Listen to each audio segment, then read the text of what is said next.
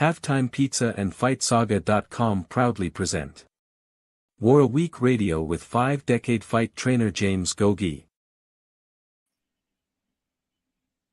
Guys, welcome.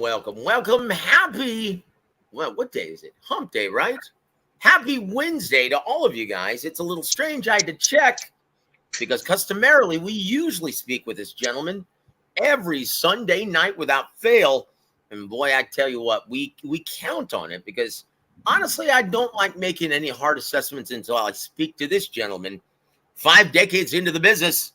And that's the incomparable Maestro James Gogue. James, how you doing, brother? Hey, Joe, I'm doing great. We missed Sunday. There was not a lot of, fights over the weekend that were really wow. But, there was, like I said, there was the heavyweight fight we're going to be talking about. And, the quick return of Jared Anderson, which was a smart thing for Top Rank to do, coming off a performance he had against Charles Martin. They knew that he needed more seasoning and nurturing. So the best way to season and nurture a fighter is to keep him active. And they brought him right back 6 weeks later. That's old school matchmaking, old school promoting. You don't see fighters staying active like that nowadays, man. They fight once, twice a year, or if they're a developmental prospect, hell, they're lucky if they get 3 or 4 fights a year starting off. But they're smart. Brad Goodman, Bruce Trampler, they know, hey, this kid needs more work. Okay, he's still rough around the edges. He needs to smoothen out a lot. And the best way to do that is one of the best ways to do that is, number one, good coaching in the gym. Number two is to stay active and get the right opponent, which they did. That Ukrainian punching bag they brought in. Is that where he's from? Yeah. Yeah. That's look, and that is kind of a feather in his cap. And it was journeyman Andrei Rudenko, who's also been in the ring with Zhilei Zhang, took him the distance, as well as Alexander Povetkin took him the distance, didn't he? Tough kid. Yep. But Jared Anderson got him out of there in the 5th. Looked really, really good. But with that said, you also brought up, half of the equation, and that's, training, good trainer. Have you changed your assessment since the Charles Martin performance about him needing another trainer to improve and keep progressing down the right path?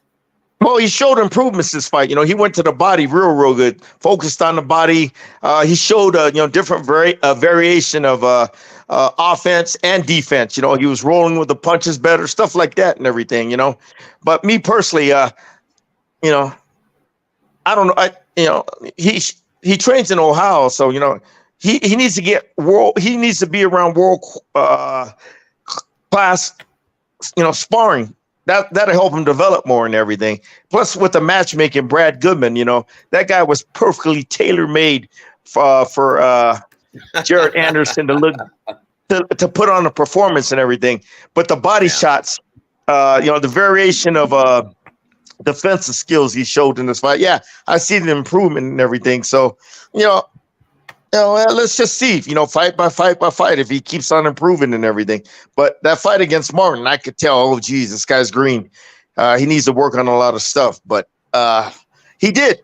And that 6 weeks, coming back 6 weeks later, Joe, you're still in shape. You're still sharp from your last fight. And you just take it to the next level when you sharpen your knives. Coming back 6 weeks later and everything. Yep. And that's it. And once again, we'll talk more about that a little bit later on the program. But congratulations to Jared Anderson in his return so quickly. He improves his record to 16-0 with 15 knockouts against the customarily durable Andrei Rudenko. Also on that card, W.A.W. Got his bell rung in more ways than one at the hands of the bitter Zan Kosabutsky. That was a battle of, almost undefeated. W.A.W. obviously suffered his first professional loss, his lone loss to Frank Sanchez. No shame in that. Frank Sanchez is a tough style matchup for pretty much everybody. But Zon Kasabutsky, when is the last time you've seen that, Gogue, where they play the tag, you're it, below the belt? Oh, Galata, Riddick Bowe. Yeah. Oh, boy. Second fight. Yeah. Yeah. I tell you what, though, and I actually felt for W.A.W. Boy, I can tell you this. I'm certain that his balls are still on ice after that. It hurt me just watching that. With that said, guys, that was a legitimate low blow. With that said, let's shift gears. And at this time, I would like to introduce a gentleman who's going to actually co-host the show with me. And it's an honor to always share the air with him. The boss, G Funky Boxing. Thank you so much. And it's always a pleasure coming on talking with you and with the coach. I mean, the guy is just a fountain of information, and I just love soaking it all in. So I'm glad to be here. Hit the like button for the coach, guys. All right. Thank you very much for saying that. Thank you, it's something G. I always forget to say.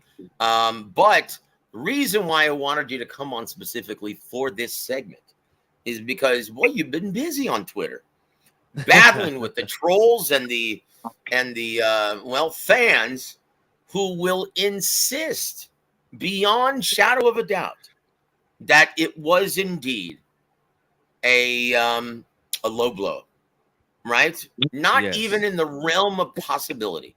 Now that I think is going a little too far. And once again, guys, I can't understand why so many people are ultimately, guys, it's up to the discretion of the ref. He's the boss in that. He's the third man in the ring. He's in charge. Just like he's the only guy who can call a halt to the bout. He's the only guy who can determine if that's a low blow or not. It's ultimately his judgment. And technically, anything below the belt line is low. So he just made an assessment, and that's it. But, G Funky, how did you see that? And we'll ask Coach Gogue to be the verdict, right? Yeah. Well, for me, I felt it was a borderline shot. Right on the I don't know what. There's people arguing. They're playing this semantics game on the internet. Oh, waistline, belt line. They're all like, look.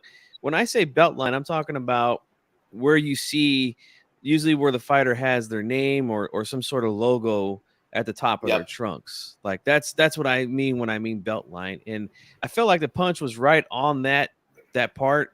And it's a 50-50 shot, but yeah, you're right, Joe. I think a lot of these guys are acting like Usyk was hitting the balls, and that's nowhere near the case here. Not even close. And for me, what makes this more of a blurry thing? Shout out to Chris Algieri. He said the same things this afternoon on a show he was on. Luis Pavon, the referee, didn't indicate what he was going to call low and what he was going to call good in the pre-fight instructions. I didn't see any dressing room instructions. Sometimes we get that, sometimes we don't. But that's really what it all comes down to, is what the referee is going to say. Yeah, you can hit here. This is fine. Anything below that is low. So that kind of blurs everything as well. So if someone wants to say it was an illegal shot, I'm okay with that. If someone's going to say that they hit him in the balls like Galata did Bo, then no, I disagree with that. So yeah, that's pretty much my stance on it, man. And yeah, trolls will be trolls, Joe. You know that. Well, I found out today from the promoter why they are filing a protest, and I'll tell you guys why as soon as we hear from Maestro James Gogue. Once again, with the best set of eyes in the business, we have to consult the man, Coach Gogue. How did you see it playing out? Was it, did Luis Pavon make the right call? And most importantly, was it of any consequence? Look, man, to me, it was a little below the belt line. That's, technically a low blow. Okay. Yep. So, like you were telling me earlier, Joe, it's a discretionary call by the ref. And, when he told him, go ahead, take 5 minutes to recover. And that's what's his name did. Hey, you don't know, man. When you get hit in that area, hey, man, you don't know how he's gonna feel. Because you get hit in that area, that whole area, that whole radius is sensitive. Okay, so it didn't matter, man. He was gonna get his ass whooped eventually, and he did.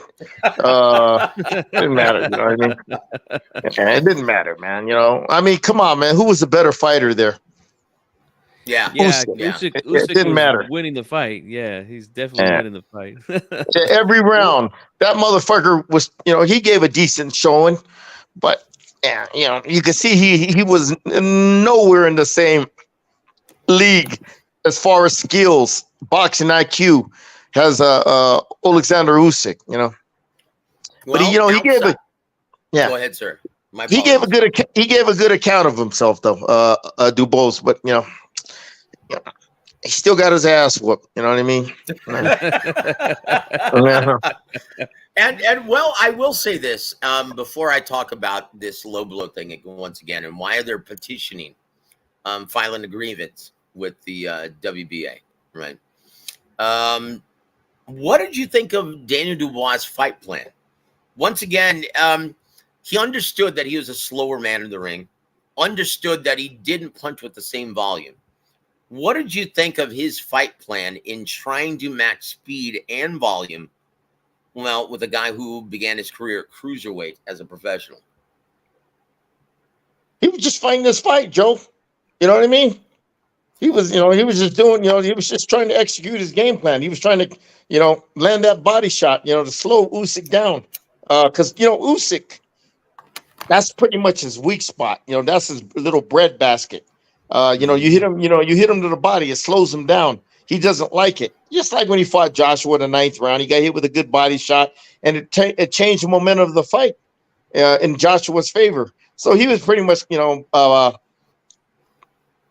copying a similar game plan, but he was going a little bit low. That first right hand he threw to the body, the straight right was way, way low. The second one was, a little bit borderline, but he was trying to, do the fundamental things you need to do when you fight a southpaw. You know what I mean? Land a straight right hand, a left hook back.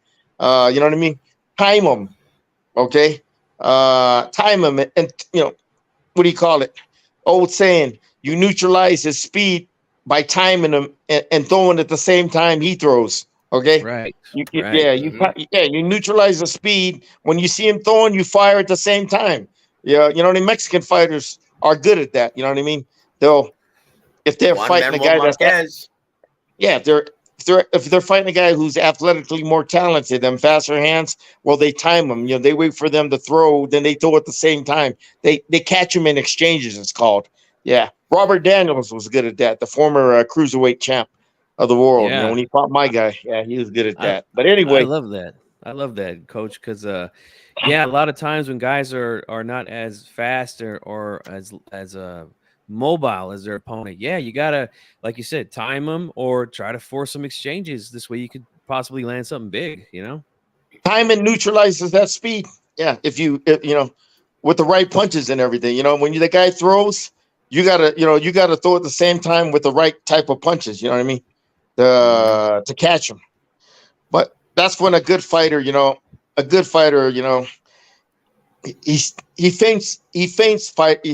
the guy that tries to time him a lot.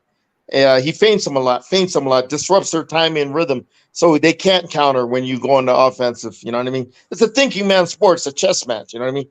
Yeah, yeah. And there it is. And there it is. And, it's got to be, well, it's a real uphill battle for a natural, big, lumbering heavyweight with heavy hands, by the way. But, boy, when you're trying to play chess with a chess master, Chingao, yeah, it's a very difficult plight, especially when it's raining, especially in Poland on Ukrainian independence. And boy, I tell you what, as early as round one, at the first low blow landed, you could actually see Usyk staring at the ref saying, hey, did you see that? Almost like he could foreshadowing what was going to happen in round 5. He was playing the ref. But neither here nor there, guys. Once again, Luis Pabon, it was completely up to him. He got the assignment. He made the judgment call, and that's it. Yeah. But I will say this, though, guys. Before we talk about to the knockout, before I forget, the reason why they're filing a petition, according to George Warren, in the back, when they announced the rules to Daniel Dubois and his trainer, Don Charles said that, yes, he pointed at the belt line and said that was fine. That was a legal blow. That was acceptable. So that's ultimately, I found out that's ultimately why they are filing a protest and trying to overturn the decision, or at least garner a rematch.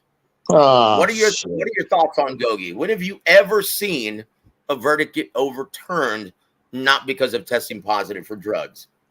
Who are they trying to overturn? Overturn the verdict. The WBA? Yes, the WBA. Fuck. Mendoza's gonna go, man. Who am I gonna make more money with in Usyk's next fight? Fuck. You know what I mean? Yeah. Yeah, well, I tell you what, that's why we love you, Gogue. Gogue's the truth serum, man. I tell you what, he doesn't beat around the bush, man. He just tells it exactly how it is. There was $40 million in a rematch for both fighters. Oh yeah, we're gonna do it again. But man, shit, if Usyk could fight Tyson Fury, come on, man, shit. You know what I mean? For a from what I've been told, that's for a negotiated $100 million for that matchup exclusively. Now, keep in mind, the Saudis are trying to put together almost a tournament, if you will, in the semifinals, right? You've got Anthony Joshua facing Deontay Wilder for almost the same amount of money.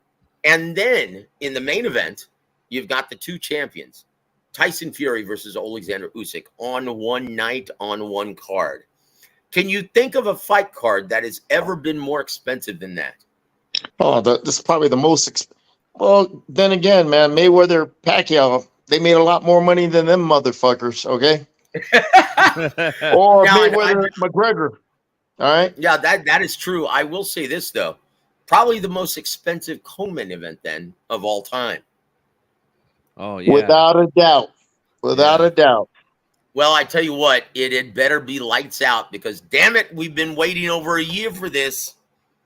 Chingao. Let's just hope the Saudis come through. It's targeted for January, guys. And once again, Daniel Dubois, in your mind, Gogue, did he lose any stock? Did his stock drop? Did it stay consistent? Did it rise because of the controversy? How would you assess Daniel Dubois moving forward, sir? Straight up bitch. You know? He got hit by that jab, didn't even try to come back. No resilience in the motherfucker. No mental toughness. No mental intestinal fortitude. He got straight up bitch. Wow. Yeah, he definitely looked like he packed it in. I agree with that. Yeah. In the immortal words of Harold Letterman, in my opinion, he was headed for the exit door. You know, but James, let me ask you though, man, when a guy actually enters the ring in your gym and he's tough and he wants to fight, but he's never really tasted adversity, what do you look for in the gym and how do you actually overcome something like that initially with a fighter? Shit.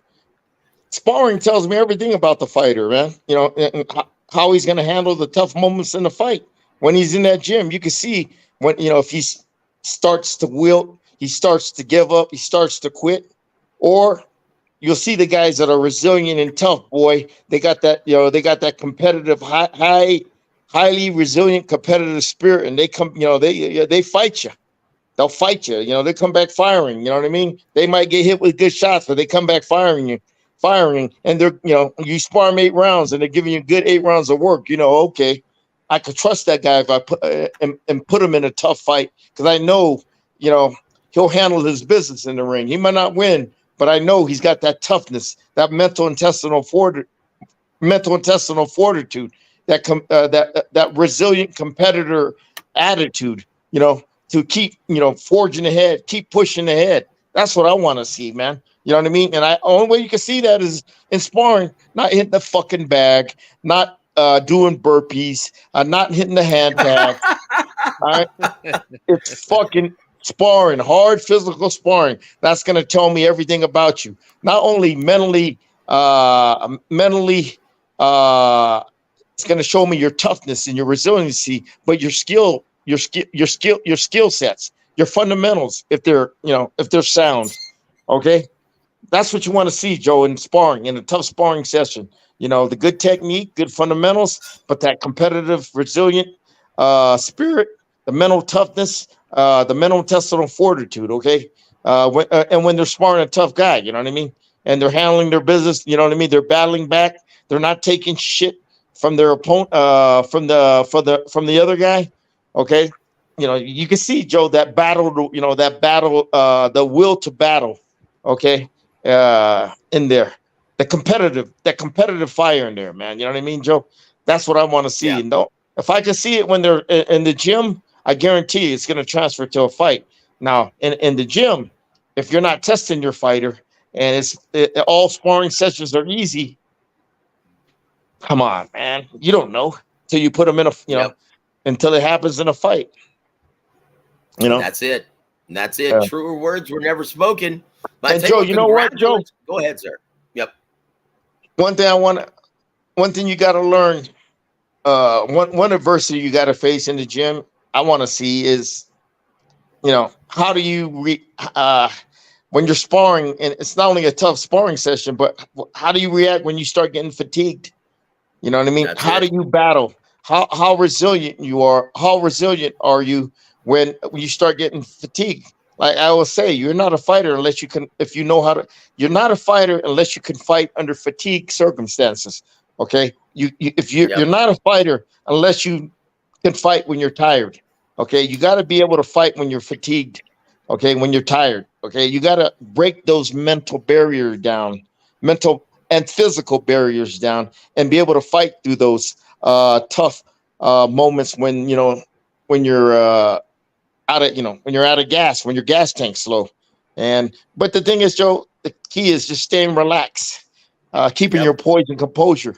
Okay, then your second win, will kick in. You know what I mean? You'll get a second win where, okay, then you could go back to work and everything, man. But when you get fatigued, the worst thing to do is just lose your composure and poise and start trying to battle with the guy, because you're just gonna get more tired. And when you're fatigued, you get hit more. You make stupid mistakes. You forget about defense. But if you keep your composure and poise like a Salvador Sanchez and just relax, you know what I mean? And if you're in good shape, your second win is gonna just come out of nowhere, and you know what I mean. Then you're gonna start getting back into rhythm, and that fatigue factor goes away. Yeah, it's a mental game. You know what I mean? It's a mental game. And there it is. Wow. And there it is. Beautiful. Congratulations. Yes, sir. Can we get a round of applause for that, please? Absolutely. Hey, Joe. Yep. It's like we talked about earlier, when Manuel, when he first started training Klitschko, he told me the motherfucker, he didn't like to spar 6 rounds and that was it, man. When he got him, he pushed him, after 6 rounds, when he was tired, he made him go 8, 10. He didn't want to do it, but he made him do it because he had to break through those mental barriers. Okay. He had to learn how to fight when he got tired, when he got fatigued, because in his fights with Lamont Brewster, Corey Sanders, Ross Purity, especially this fight with Brewster, when he got fatigued, he didn't know how to fight through those tough moments when he got tired. And you got to learn how to fight through those tough moments when you're fatigued. And he didn't, he didn't mentally and spiritually, he really shut down. And that's when champions, turn it up. They go to the next gear. They put it in the next gear. Okay. They go to the next level. Okay. And they overcome that adversity, and you know what I mean? And they take the momentum back in the fight. They don't let fatigue, shut them down. They battle through those moments of, when they're when their oxygen is low, oxygen tank is low, and everything. It's all about just staying relaxed, Joe. Keeping your composure and poise, making sure your defense is good. Then then your second win is going to kick in. But if you don't keep your poise and composure, and your defense is bad, forget about it. That fight ain't going to last much longer. Yeah. Yep. And there it is, guys. And once again, it defines the character of every fighter. Now, once again, for an example, as to reinforce what Coach Gogue is saying, you look at Dubois at the end of the Joyce fight. And then most recently, when he got floored in the 8th round, yeah, you could see it. He was checked out. He started getting tired. His output, and once again, Usyk just started to turn it up. And as soon as he took a knee in the 8th, yeah, I said, yeah, this is all but done. And then you look at Usyk, on the other hand, in contrast. In the 10th round, when he got hurt visibly by Anthony Joshua, how did he react? Yeah, he kept his poise. He kept his composure and poise, and he knew that he had to turn the momentum around. Okay, he had to get that momentum back on his side, and he took over. He took control of that next round and everything, like a champion supposed to. Okay, he behaved like a champion, like a defending champion, and he took care of business. But it's all mental, Joe. Don't let your opponent gets a big round on you, and the momentum shifts to his side. Relax. Okay, relax. Keep your composure and poise. Get the momentum back to your side. Being smart. Okay. Composure, poise, good defense, and eventually, you'll start picking them apart, and the momentum will start getting back to your side. You know what I mean? You do it intelligently. You don't do it stupidly, like, go, try to get the momentum back the next round and go out there, try slugging with the guy and getting hit more. Get the momentum back intelligently the next round, boxing intelligently. Don't get hit a lot. Picking them apart, changing your game plan, countering him more, feinting him more. You know what I mean? Getting him out of his, breaking his timing and rhythm, stuff like that. You know what I mean? Put some good combinations together, start nailing them, start feinting them. You know what I mean? Movement, circling around them, giving them angles, side to side movement. Man, that takes a guy out of his rhythm. That breaks a guy's timing up. Okay. That pretty much stops a guy's momentum. Okay, when you do all that, fighting intelligently, boxing intelligently, man. Yeah, Joe, it all comes down. This is a chess match, man. Okay, outsmarting your opponent, outthinking your opponent, making the better adjustments than your opponent. Okay. Yeah, well, let me ask you this, Coach Gogue.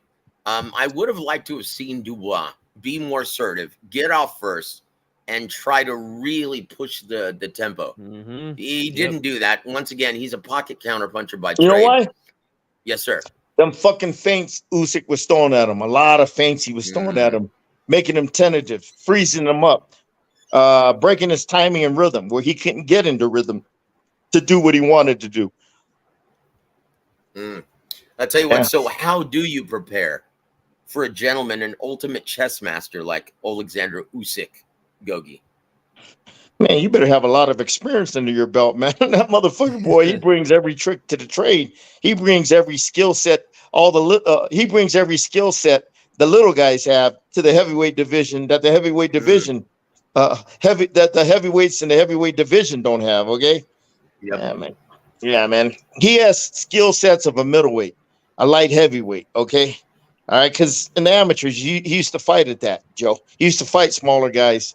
You know what I mean? And, guys, smaller guys have better skills, they think better, they make better adjustments, they have higher boxing IQ. When he went to the heavyweight division, he took it all with him. And with these heavyweights nowadays, they ain't got the experience like him in the amateurs with a deep amateur pedigree at the international level, and they got the skill sets, the footwork, the fundamentals, the boxing IQ, knowing how to feint, knowing how to disrupt your timing and rhythm. Okay, knowing how to make the adjustments and everything that the smaller weight fighters do. You know what I mean? So when he goes to the heavyweight division, boy, he's locked and loaded with a full arsenal of weapons. Okay, and he knows how to use all of his weapons with a high boxing IQ from his amateur background. And you got a guy like Dubois. Come on, how many amateur fights he had? Come on, probably what, 30? Come on. Man. Yeah. It's very difficult, man, to find. Yeah. Well, even quality sparring is a heavyweight, much less amateur competition. Yeah. And if I get a sophisticated predator like Usyk, ooh, yeah. So, guys, that leads us to our next segment. Hey, we ain't ducking and dodging nobody. It's time for Fact or Fiction. G Funky, please start with number 4, por favor. All right, for the coach, number 4 for Fact or Fiction, George Groves is correct when he states Usyk defeats Tyson Fury should they fight in January. Fact or Fiction, coach? Oh no, man. 6'9", 270 pounds, skilled, highly skilled, agile, versatile, athletic, rangy.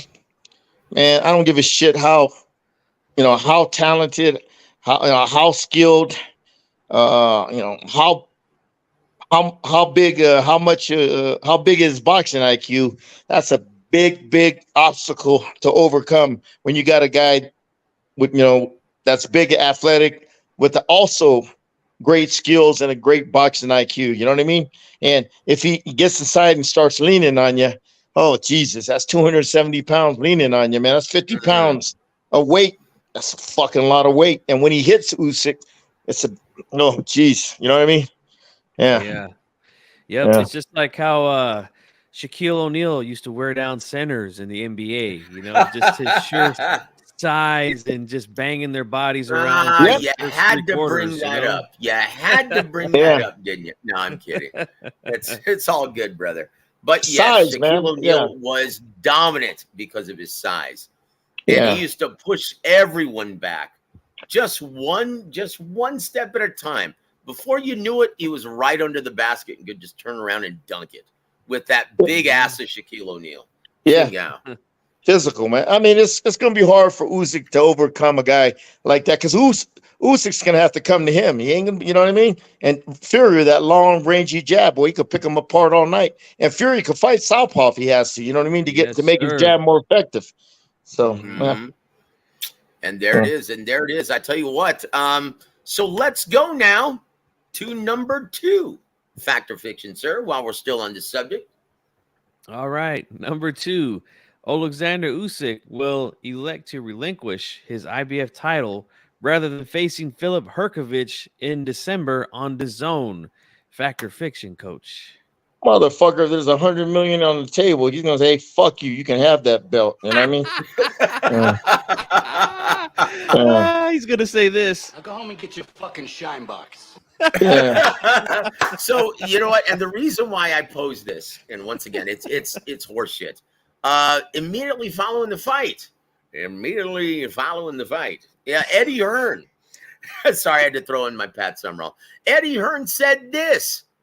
Now, the way they decided the pecking order of the sanctioning organizations and which title Usyk is going to, defend first and last.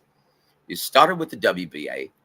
Then the next is the IBF, which my guy, Filip Hrgović, has.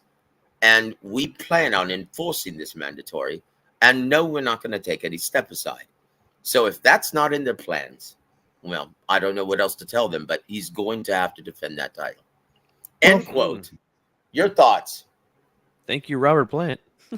Oh, boo. Yeah. So what did you think, brother? What do you think of that? Is Eddie Hearn just talking smack?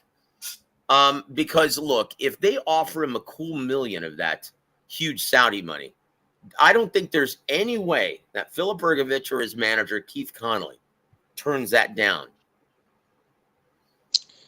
Yeah, I mean, yeah. And they're just using that as a leverage, as a ploy to make him make the fight. But, there's ways around it. Hey, here's some little bit of step aside money, then, just to soothe them and everything. I'll take the money, man. I'll take that step aside anytime. on the contingency, I get to fight the winner. You know what I mean? Right. Yep. You get a nice million in the bank to do what? Nothing. Nothing. Yep. Yeah. And you don't, and yet that's money that a fighter doesn't have to split with his trainer, the sanctioning organizations. Yeah, that's an easy $1 million for doing absolutely nothing. In a Yeah. business as hard as boxing, you would have to be a damn fool, Joe Joyce, to turn that kind of money down if it's offered to you. And once again, Joe Joyce had that opportunity. He was offered over $1 million by Zhilei Zhang to step aside so the big bang could face Tyson Fury. He said, nope, I want the immediate rematch. So guys are going to be fighting next month on the 23rd. I hope it's worth it to you, Joyce. Yeah. Oh, boy. I tell you what, it's going to be interesting, though. But congratulations once again to Alexander Usyk, who improved his record to 21-0 with 14 knockouts. I'll tell you what, he is an impressive man.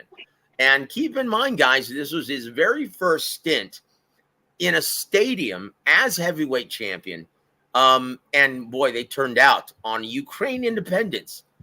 35,000 fans filled that stadium in Poland, Wrocław, Poland. And yeah, Nice. it was a glorious homecoming for him. And once again, congratulations to all parties involved with Team Usyk. Let's just hope. And once again, everyone, despite the naysayers, everyone is planning to put together the January fight with Tyson Fury. All parties involved are looking forward to putting that fight together. So all the nonsensical fan bullshit, nonsense and noise about greedy belly, Tyson Fury's is an obstructionist. That's horseshit, guys. There's so much money involved here. You would have to be a special kind of stupid not to put this together. Yep. So and there it is, guys. Once again, we see what's happening at heavyweight. Look at what Andy Ruiz just did recently on his Instagram. I want $10 million to fight Wilder. If you just got the damn fight done, one of you guys could be his mandatory and he wouldn't be fighting this UFC guy. But hey, you know. You know what, James, what are your thoughts on that, brother? I mean, look at the heavyweight division. Yeah, we're getting some fights. This was a mandated fight. Just like, well, Joe Joyce versus Zhilei Zhang is going to be a mandated fight. He's exercising his right for an immediate rematch.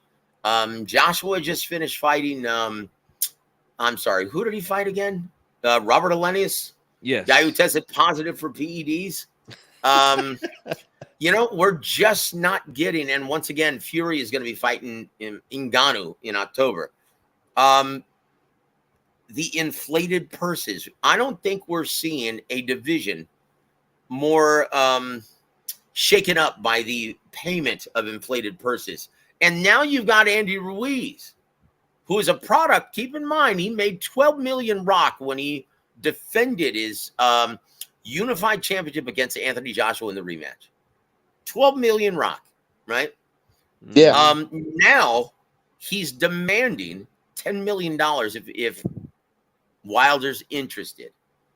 Is there demand to pay him $10 million? Now, keep in mind that's excluding Wilder's purse, right?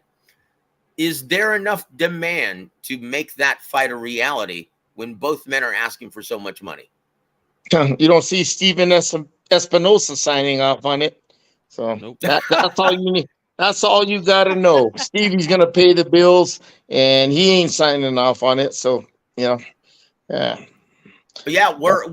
look, and just when you're talking about Steven, right, he's not even interested in Wilder or Andy Ruiz because they demand too much money for their level of attraction or their market value.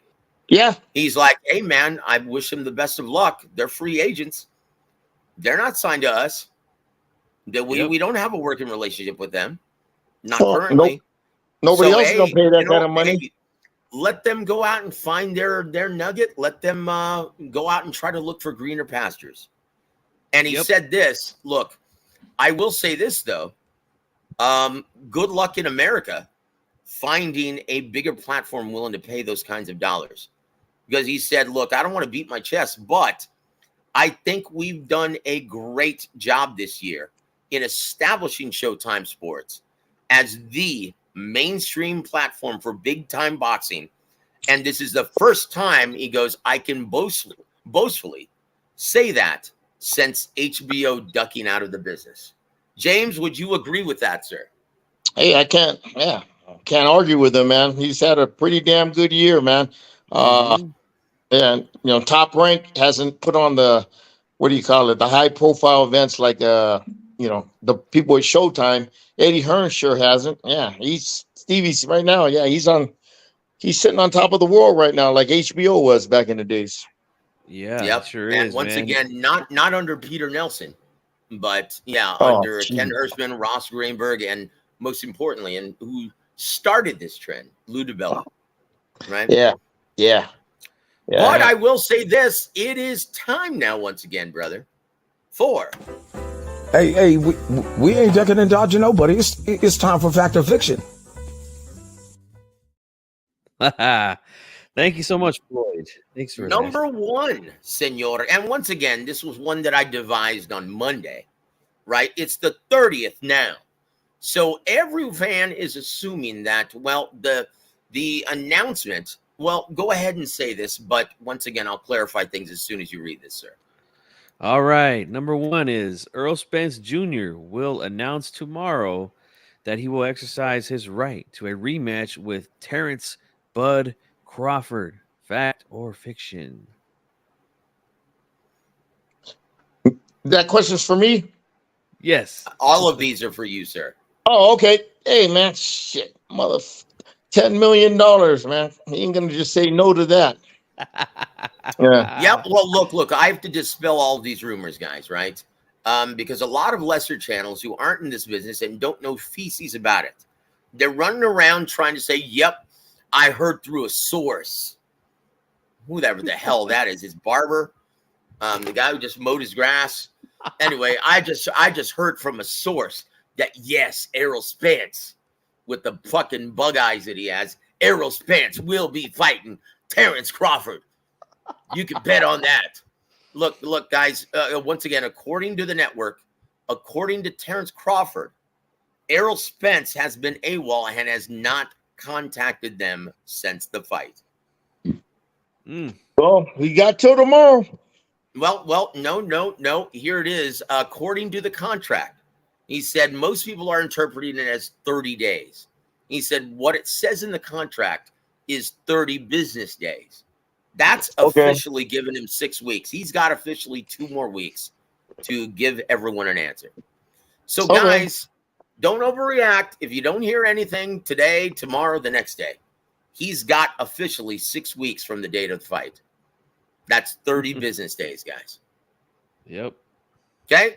So don't believe any of this bullshit because, once again, you can't confirm if there's a rematch if I know for a fact that Errol Spence has not spoken with Showtime Sports or any representative of Team Crawford. I know that for a fact. So there it is, guys. There it is. Bunch of fake news being reported out there, guys. From people that don't know shit. Maybe they heard something from some guy. Oh yeah, I know a guy who drives Spence's limo, and some bullshit like that. Yeah, I know a guy that feeds his horses at his ranch. Okay. Kiss my ass. Anyway, brother, let's move on. We've got a big fight this weekend. The only event that's going on, major event that's going on this weekend, and it's not happening in America, but number 3, fact or fiction, G-Funky.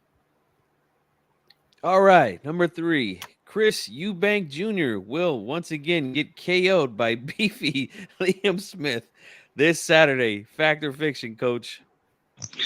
Well, they got what? Brian McIntyre has been training him for a month. Is that going to make a difference? We'll see. If he boxes intelligently, and you know what? I didn't even see the first fight, to tell you the truth.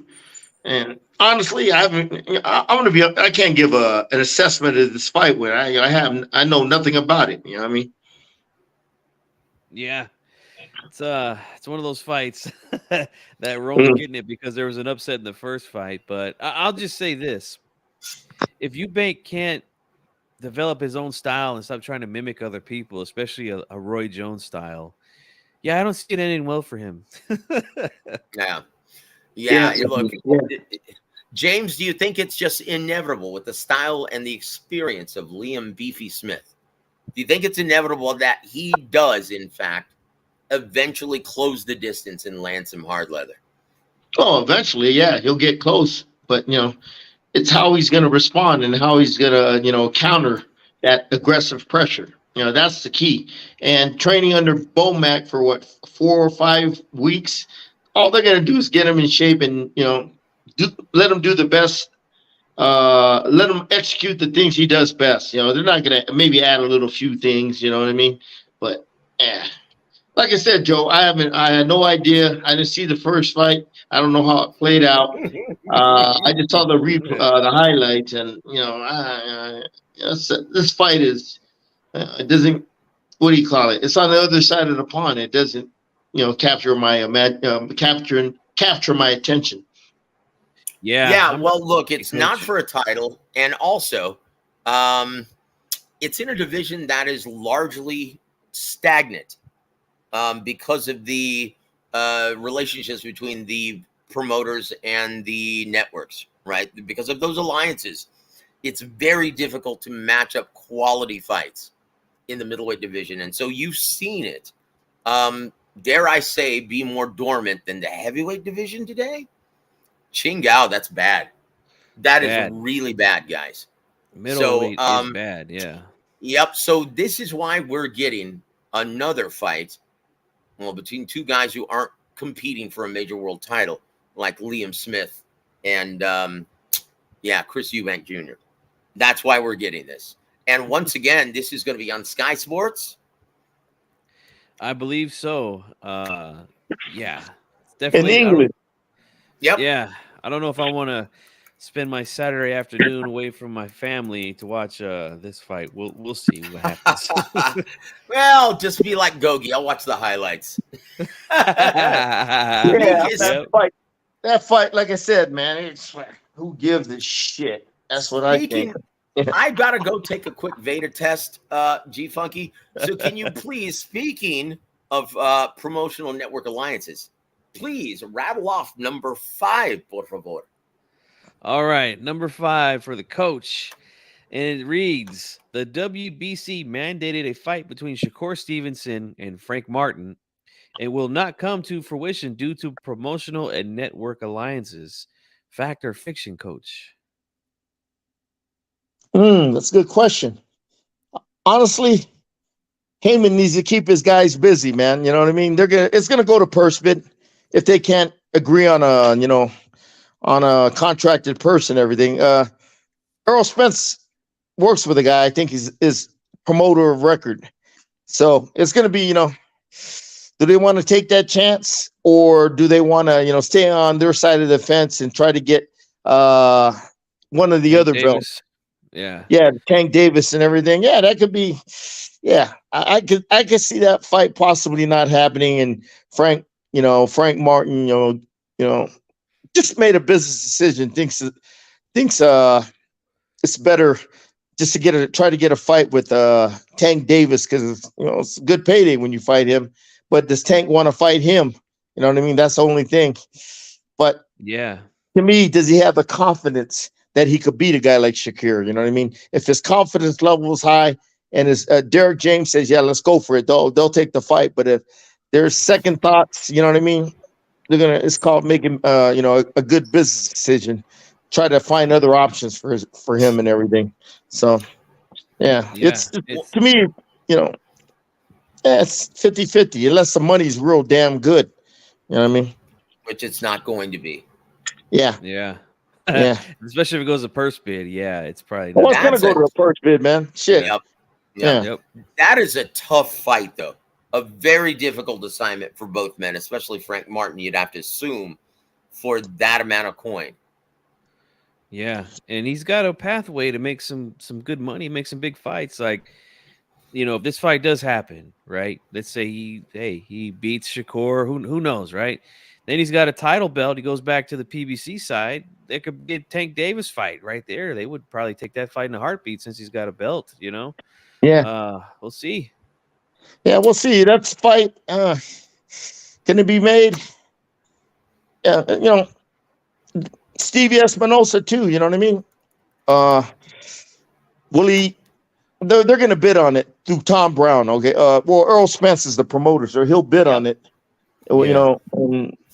The bottom line is the only way. The only way they're going to get somebody to fund this is through Stevie Espinosa. You know what I mean? Let me ask you something, Gogue. Yeah, In all Stevie- seriousness, Yeah. if it does go to purse bid, which is likely, right? If both men decide they want to compete for this, if it goes to purse bid, and in the event that Tom Brown wins, gets the highest bid, does Arum allow his budding superstar to compete on Showtime Sports? I tell you what, man, James Prince, if they feel strong about it and Shakir and his coach feel strong about it, they'll do it as long as the money's good too. Also, you got to take that in consideration. But also ESPN, if they really like Shakir, they'll come up with the money to win the purse bid. You know what I mean? Because I don't think Stevie's going to give up a lot of money for this fight. Nah.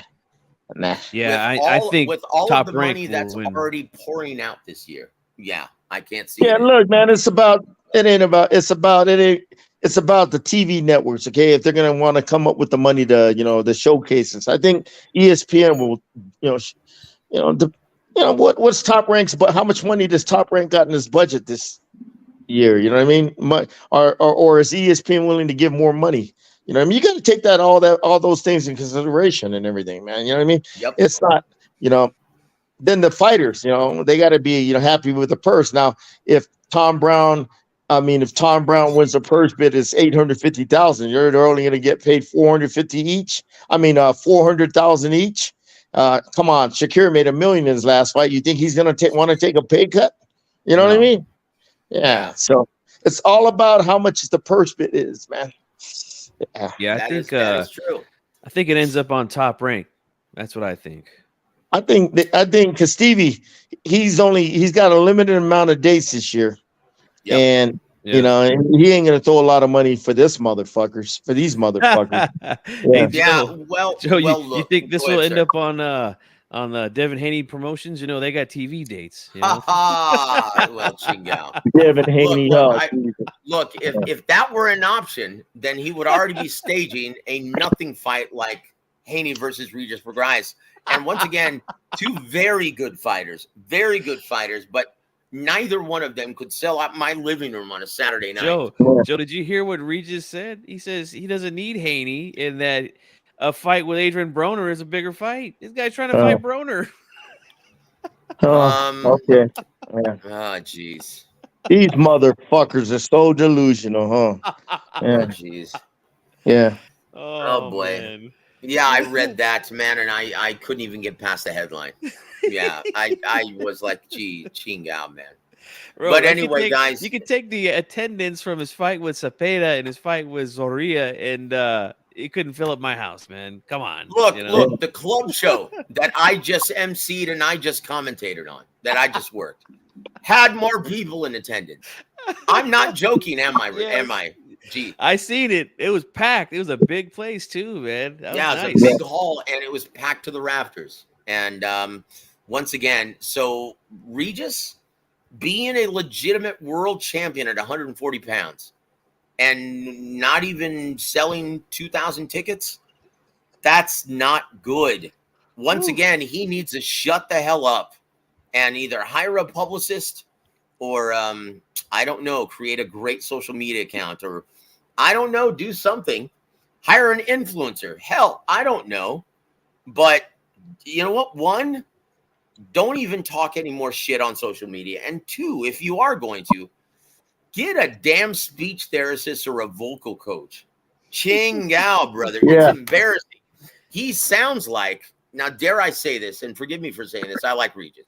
He sounds like a male version of Clarissa Shields at times. Oh Oh, boy. yeah.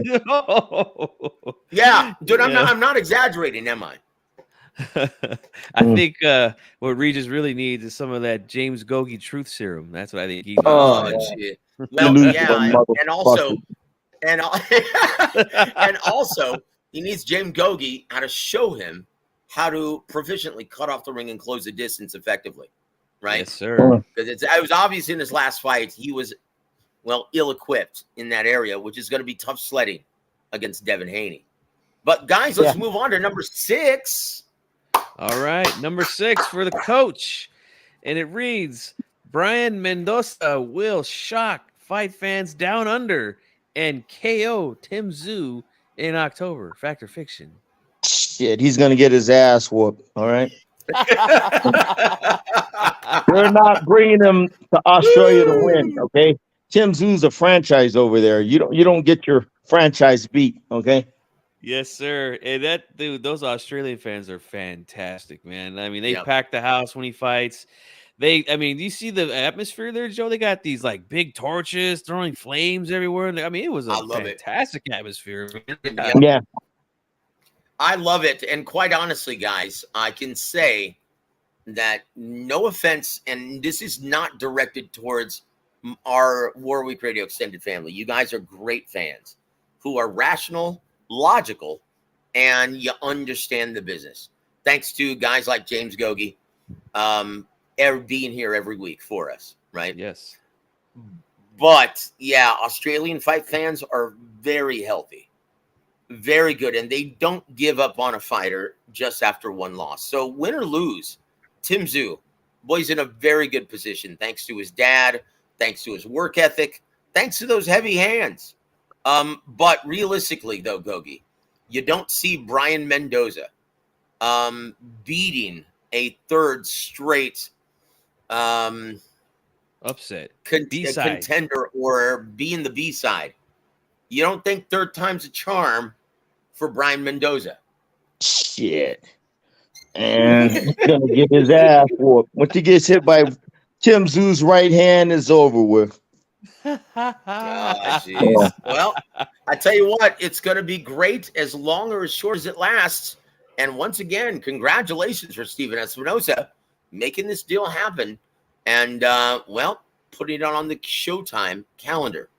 Yeah. Just another amazing event this year. And once again, Steven is absolutely right. Showtime is knocking it out of the park. And more importantly, well, making Showtime the mainstream destination for big-time boxing since the absence of HBO. Yeah. Yeah. Yep. That's great for the health of the sport, despite what the platform warriors have to say about it. Well, I tell you what, number 7, G Funky. All right, number 7. Terrence Crawford is correct when he states Top Rank didn't want him to become a superstar while competing under their promotional banner. Fact or fiction, Coach? Oh Jesus! Why wouldn't they? Why wouldn't they not want him to become a superstar? That's what you want in your company. You want superstars of the sport. Okay, he's delusional on that part. Yeah, they just couldn't get the big fight done with Spence because of the politics involved. Aram and that the game's biggest obstructionist, Al Heyman, didn't want it to happen. I will say this, and once again, this is just giving Terrence Crawford the benefit of the doubt. He always seems to thrive, and it seemingly grown accustomed to placing this chip on his shoulder, him against the world, right? That seems to work for him, but it's not accurate. And I wish he would stop, once again, in Steven's words, biting the hand that feeds him. Because it's doing nothing but pissing everybody off. Yeah. Go ahead, James. Yeah, he should just stay positive, man. Thank everybody that helped him get to where he's at. Quit fucking shitting on people, man. You know what I mean? Stupid. Look, if he wants to point his frustrations out at somebody for not becoming a superstar on his timetable, Well, look no further than the damn fans, the real bosses of boxing. That's who determines ultimately whether or not they want to support you. No one else. It's not up to the promoter. It's not up to the network. There is no magic formula that you use and can become a superstar just like that. Yeah. It's ultimately up to the fans. So if you want to get mad at someone, Terrence, why don't you ask your fans, the guys who are currently riding your nuts, and say, hey, where were you guys at during the Khan pay-per-view? How come no one bought it? Where were you guys at last December when I was on BLK Prime? How come no one bought it? Why now? You bunch of fair-weathered pansies. Anyway, honestly, the Sean Porter fight too. Oh, the Sean Porter fight as well. Now, once again, that's who ultimately determines how big of an attraction you are. And that's why we always refer to them on this show as the real bosses of boxing, the fans, the paying customers. You guys determine everything. So, Terrence, sorry, buddy, it's not Bob Aaron's fault.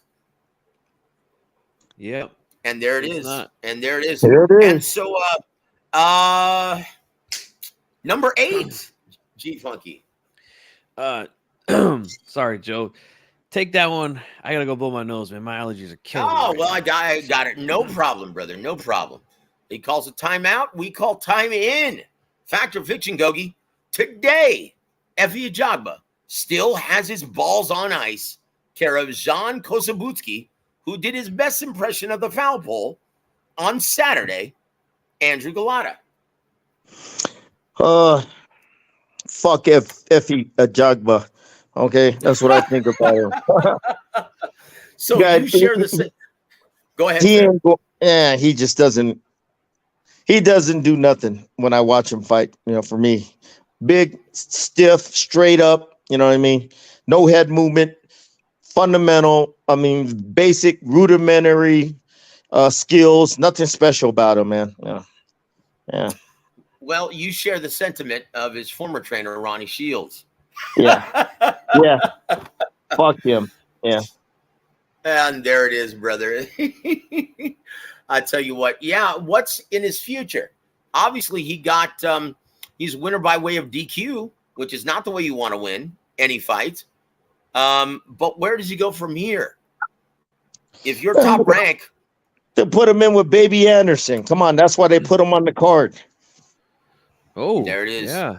Yep. Yeah. Speaking of which, right? A number 9, G Funky. All right, I do apologize for that. We had one of them days here in Sacramento where the allergies are just bad, and they don't call us a city of trees for nothing, guys. All right. Yeah. Trees everywhere. Yeah. Well, look, I take Allegra and it works for me, brother. But yeah, I've got some bad days also. Yeah. Number 9. Oh gosh. This name again. Bahadur Jalilov. Yes, I can say his last name pretty good. Jalilov. Ja. Remember, J in Russian is pronounced Ja. Jalilov. Okay. Ja. Right? Will be a future heavyweight world champion and will ultimately prove to hand Jared Anderson his first professional loss. Fact or fiction, Coach? That fucking guy is so fucking one-dimensional, man. He's a big puncher. But Jared Anderson, as he gets older, he's going to evolve and develop, meaning mature. Boxing IQ gets higher. His skills will evolve. More weapons. He'll add more weapons to his arsenal. That guy, he's tall and rangy. He can hit with that big left hand. And he's pretty athletic for his size. But, yeah, he's pretty much very, very, very, very, what do you call it? Very, very average, very, very one-dimensional. But because he's 6'9", southpaw, and he's rangy, and he can hit, that'll give anybody a problem, especially a guy like Jared Anderson. One thing I did notice, though, Gogue, he has a lot of the same attributes Dimitri Bivol has. Deep amateur background, really uses his footwork as a foundation of his defense extremely well. Yeah, is that going to prove to be problematic for everyone in this version of the current heavyweight division? You're damn right, man. A guy that's athletic, that can move, that's mobile. Yeah, heavyweights are, floss, flat-footed, heavy feet. Yeah, you know what I mean? Then you got a guy that can move, that's athletic. Yeah, man. You're gonna have advantage over your opponent. You know what I mean? That's just flat-footed, heavy feet, that can't move their feet good, you know what I mean? That are not too athletic. And you got a guy like him, man, who's ranging and tall. Yeah, just basically very, very what do you call it? Limited, fundamentally. Yeah. Just, but he's 6'9". He's rangy, athletic, and he could punch. Yeah. Southpaw too. Yeah. Wow. I tell you what, though, future looks bright for the heavyweight division if you're currently cheering for Top Rank Boxing. Well, I tell you what, they've got a lot of attractive heavyweights on the horizon, excluding W.A.W. Yeah. I tell you what, it's like watching him fight is like watching paint dry, man. Jingo. Yeah. Well, anyway, let's go to number 10, senor. Oh, boy. Is this the last one, Joe? Because I got to get going, man. Two more. I've got two more, sir. Okay. That's all. Yeah, I got to get going. Okay. Yeah, we know 10. it's getting late. Let's go ahead. All right. Although it was not reported by most major periodicals, Alicia Bumgarner also tested positive for being a man.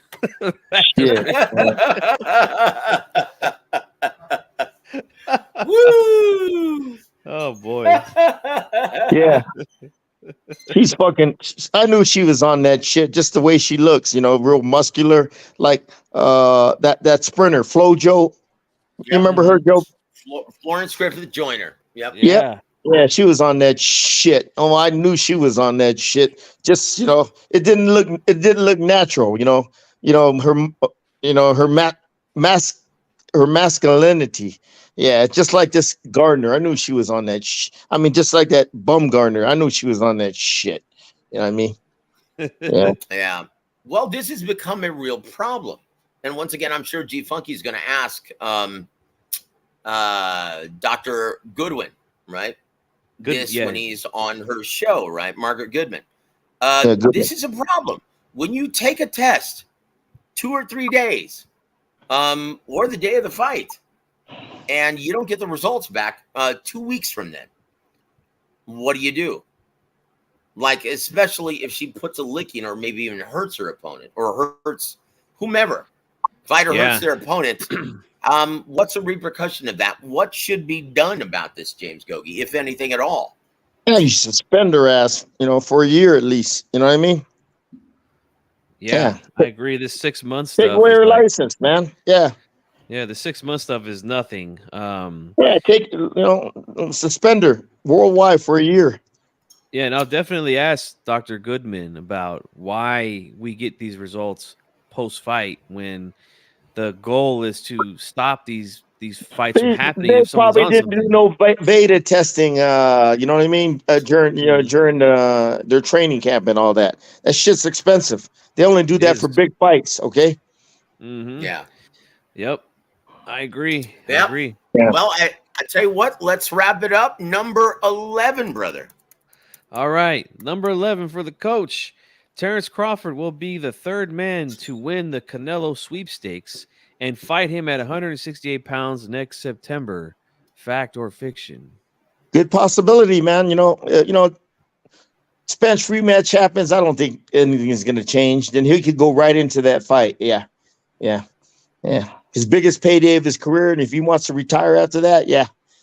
But it's all about Spence first. If Spence wants that rematch, he's got to take care of business. Then he could wait till he wait for Canelo.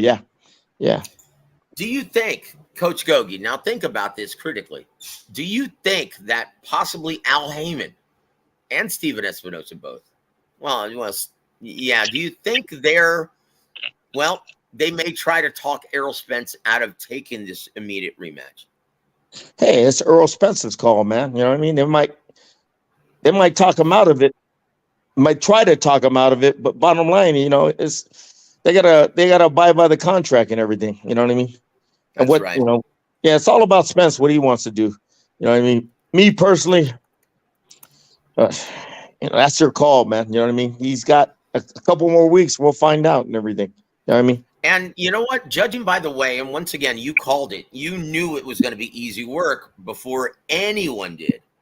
Yeah. And I was in shock. Now, keep in mind, I never doubt what Coach Gogue's telling us because he's got the best set of eyes in the business. But I could not believe what I was seeing. How dominant and how easy Terrence Crawford made this look. Another pound-for-pound guy and a unified champion, undefeated. So, with the way he fights, do you see him changing anything in camp or even coming up with a plan B? Nah. Or do you see it playing out exactly the same way with possibly because he's, well, more comfortable at 54? Does that just prolong the ass whooping if the rematch happens? Yo, he got his ass whooped real bad, man. When you get an ass whooping, when you get an ass whooping like that, man, that's, what do you call it? That puts a lot of miles on your engine, okay? He took a lot of punches, man. You know what I mean? Yeah. What he need, and he's coming back from a tough fight like that so soon. Yeah, come on, man. You know what I mean? He's still damaged. He's still damaged internally, inside his mental and his brain and everything. You know, he took a lot of punches, man. Ooh, his brain is still damaged goods, and seven, in December it'll still be damaged goods. So, yeah. Yeah, I agree, Coach. I agree. I said the same Me personally, thing. his health, he don't need to fight. He don't need to take that fight so soon, man. Just for, if they care about the fighter, if they care about his ass, no, you're not going to, I don't give a shit if they're giving us 25, but no. Your health is more important. Yeah. Yep. Your health is your wealth. I said the same thing after Fury beat up Wilder in the rematch. All his fans are calling for an immediate rematch. I mean, COVID hit, so that kind of put things on pause for a while. But I suggest you take a tune-up, take a couple tune-ups, light touches, and before you get back in there. But we'll see what they do. I agree with you, Coach. I think you should definitely fight someone else first. He's ready damaged goods, man. I mean, shit. You know what I mean? I wouldn't even try to fight somebody else because he'll get beat. He might get beat unless it's real soft opposition. You know what I mean? He's ready damaged goods.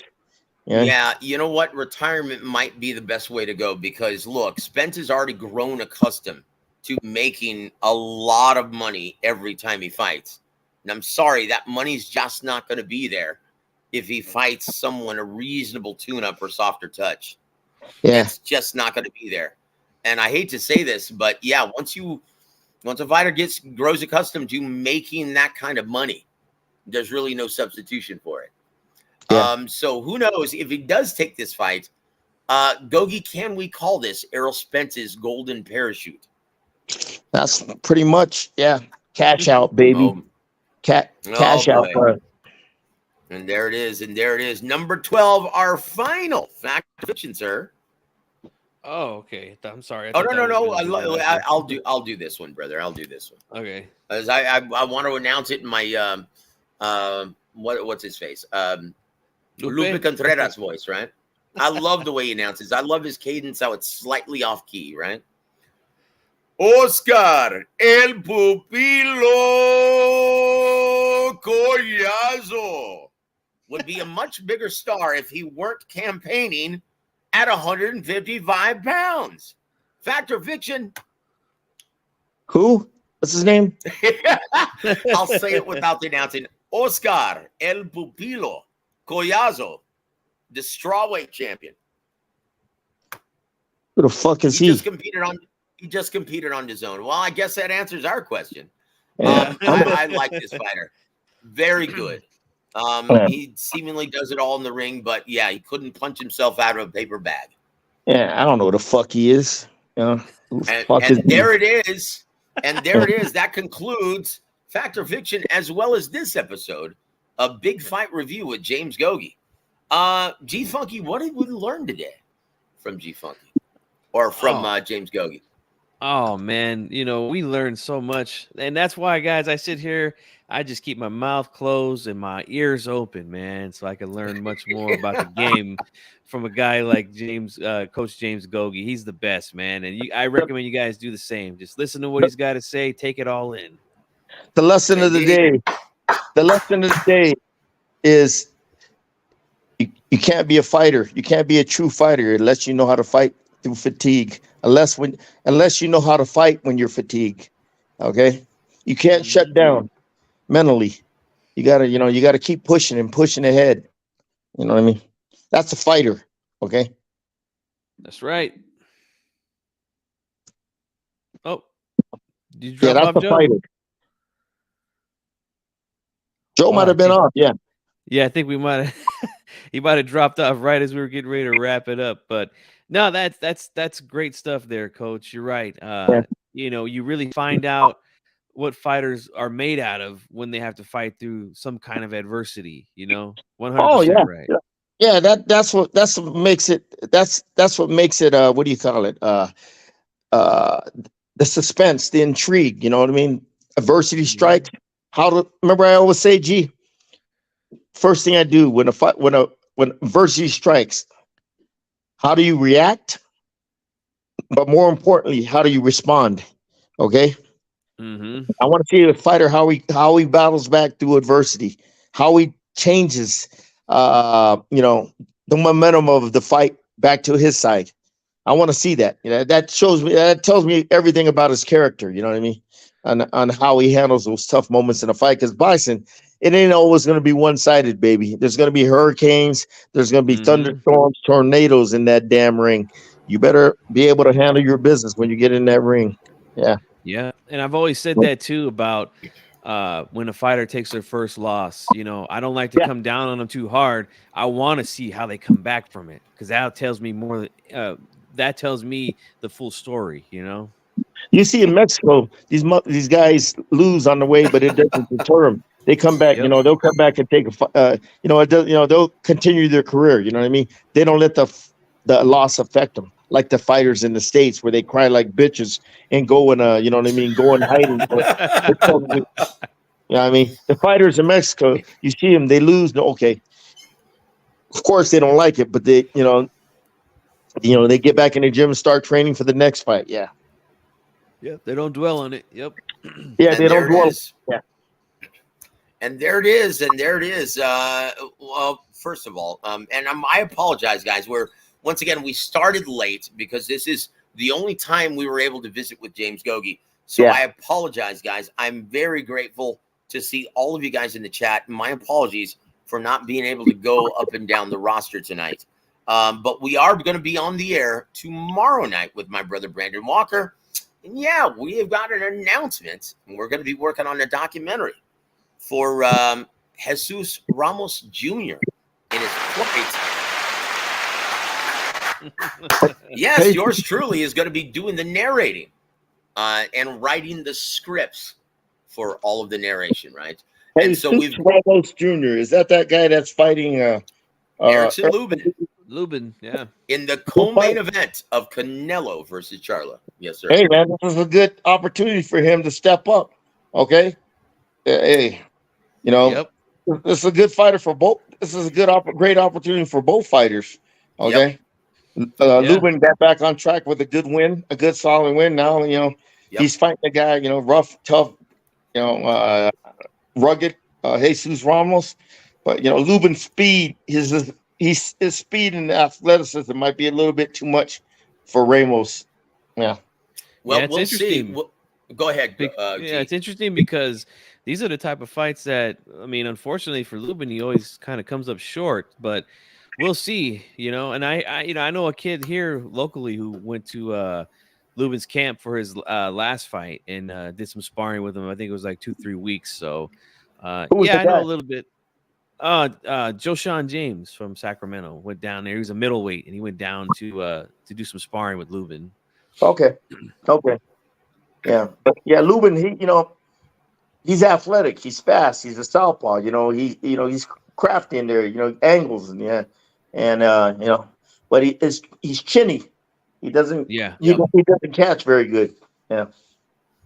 Well, I tell you what, guys, there's a reason why Showtime Sports, they're keeping Jesus Ramos versus Erickson Lubin in the co-main event, even with Varrios versus Ugas on the same card. Yeah, 2 former world champions. They're still underneath Ramos versus Erickson Lubin. Yeah. Everyone thinks this fight is going to play out like straight fire and potentially, well, steal the show from the main event.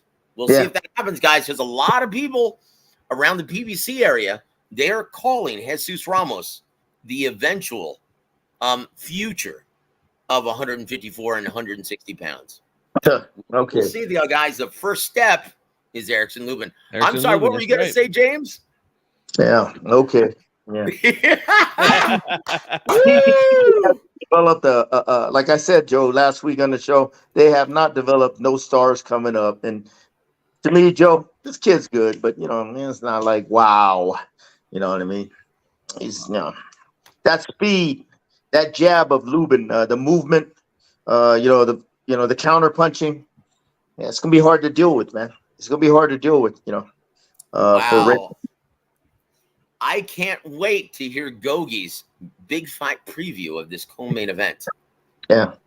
It's going to be a great one, guys. And once again, we apologize that we didn't have a big fight on the horizon this Saturday for Coach Gogue to preview.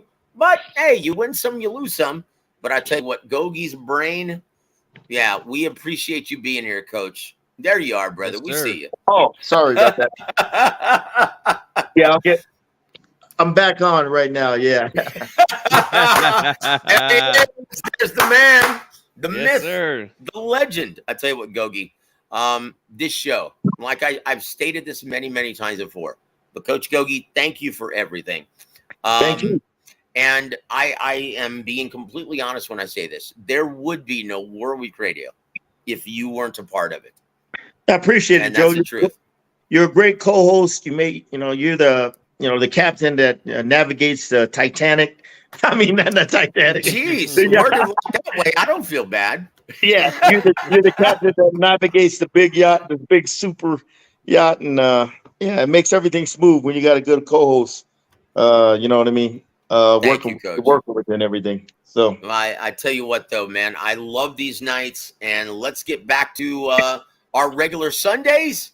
Yeah. And, well, we can't wait to meet with you again. Thank you, Gogue, for taking time out of your busy schedule this evening.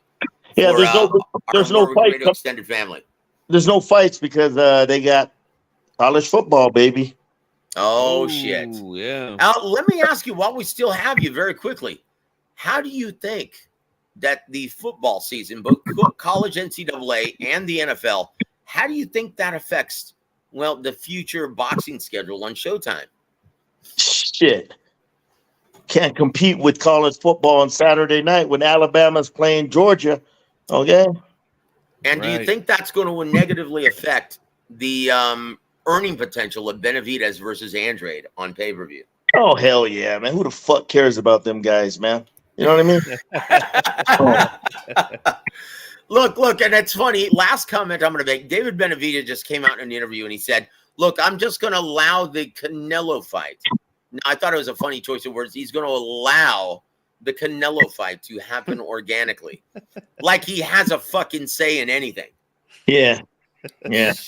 Once again, he's trying to make it seem like he's got a part in this. Yeah. Brother. Want to be pay-per-view star, I call him. Yep, and there it is. I love Dave Benavidez as a fighter. I love the entire Benavidez family. But, brother, you aren't calling any shots. Yeah. You want to call shots, keep fighting Andrade. And there it is. Guys, G Funky, your parting shots. Hey, thanks for having me on. Always a pleasure talking with you two gentlemen. All the information, especially from the coach. You know, this guy is he's something else, and I love it.